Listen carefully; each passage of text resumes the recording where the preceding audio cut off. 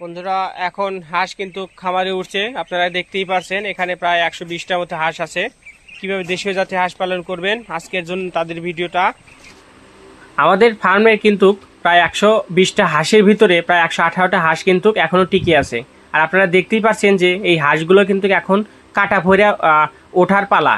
আর এই হাঁসগুলো পালতে কত টাকা খরচ হচ্ছে আমাদের প্রতিদিন, এবং কতদিন বয়স হয়েছে, আর কিভাবে লালন পালন করি, আজকের এই ভিডিওটা যদি আপনারা দেখতে থাকেন তাহলে আশা করি সফল একজন উদ্যোক্তা বা খামারি হয়ে উঠতে পারবেন। রমজানস অ্যাগ্রো ফার্মস ইউটিউব চ্যানেল পক্ষ থেকে সবাইকে স্বাগতম। আমাদের আজকের পর্ব হচ্ছে 22তম। এর আগের ভিডিওটি যারা দেখে আসেননি তারা অবশ্যই দেখে আসবেন। আমাদের হাঁসের বয়স এখন বর্তমান 27 দিন চলমান। আর এখন আমাদের আগের তুলনায় অনেক খাবার লাগছে, কারণ এরা বাইরের খাবারও খাচ্ছে এবং বাড়ির খাবারও খাচ্ছে। আর আপনারা কিভাবে কম খরচে দেশীয় জাতের হাঁস পালন করে লাভবান হবেন সম্পূর্ণ গাইডলাইন এবং সম্পূর্ণ বিস্তারিত কিন্তু ভিডিওটির ভিতরেই বলবো। তো দেখতে দেখতে আমাদের হাঁস কিন্তু প্রায় 27 দিন হয়ে গেছে। আর দেখতেই পাচ্ছেন ভিডিওর ভিতরে এগুলো কিন্তু কাটা ফোড়া এবং তাদের পাখনা কিন্তু গজাতে শুরু করেছে। আর আমাদের হাঁসগুলো প্রতিদিন প্রায় 500 টাকার উপরে কিন্তু খাদ্য লাগছে, কারণ এখনও আমরা বাইরে খাবার পর্যাপ্ত পরিমাণ হাঁসগুলোকে বাইরে রেখে খিলাতে পারছি না, কারণ আরও একটু বয়স করতে হবে। তো দেখতে পাচ্ছেন হাঁসগুলো কিন্তু আগের থেকে অনেক বড় হয়ে গেছে, প্রায় পরিপুক্ত হাঁস হয়ে ওঠার কিন্তু সম্ভাবনা চলে এসেছে। আর আপনারা গ্রামের বাড়িতে কিভাবে কম খরচে অধিক টাকা লাভবান করবেন হাঁস পালন করে সম্পূর্ণ গাইডলাইন দেবো। আর আগের ভিডিওটি যারা দেখে আসেননি তারপরে আমার চ্যানেলটি ভিজিট করতে পারেন। তো দেখতে পাচ্ছেন হাঁসগুলো কিন্তু এখন প্রায় এক জায়গায় জড়ো হয়ে রয়েছে, আর অল্প কিছুক্ষণ পরে কিন্তু এগুলো তুলতে হবে।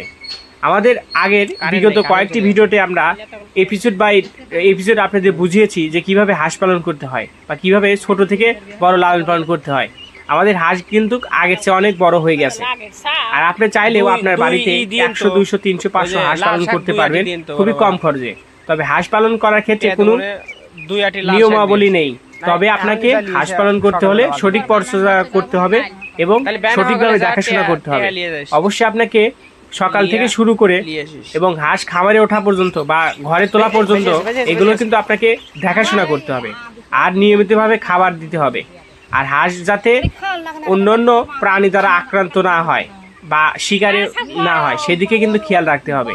যদি আপনি এই সকল বিষয়ে আপনারা খেয়াল রাখতে পারেন তাহলে হাঁস পালন করতে পারবেন। আর গ্রামের মা বোনেরা ভাই বোনেরা প্রতিটা বাড়িতে কিন্তু 10, 20টা 50 টাকাতে কিন্তু হাঁস পালন করে।